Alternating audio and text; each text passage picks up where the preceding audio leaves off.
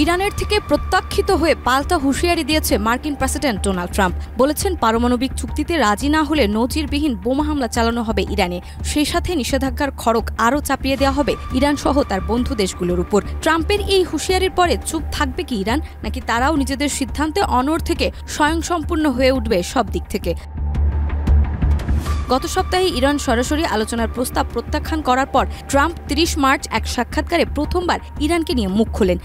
Colour expert, George sap এবং mild on hands technology সমৃদ্ধ Orix crystal wash আপনার Trump বলেন, যদি তারা চুক্তি না করে তাহলে এমন বোমাবর্ষণ হবে যা তারা আগে কখনো দেখেনি। তিনি আরও যোগ করেন, চুক্তি না হলে 4 বছর আগের মতোই নিষেধাজ্ঞা আরোপ করব।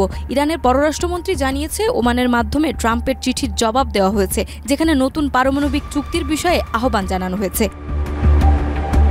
ইরানের প্রেসিডেন্ট মাসুদ পেজেশকিয়ান দেশটির সর্বোচ্চ নেতা আয়াতুল্লাহ খামেনির বক্তব্যের পুনরাবৃত্তি করে বলেছেন, যুক্তরাষ্ট্রের সঙ্গে সরাসরি আলোচনা সম্ভব নয়, তবে পরোক্ষ আলোচনা সব সময় ছিল এবং ভবিষ্যতেও থাকতে পারে।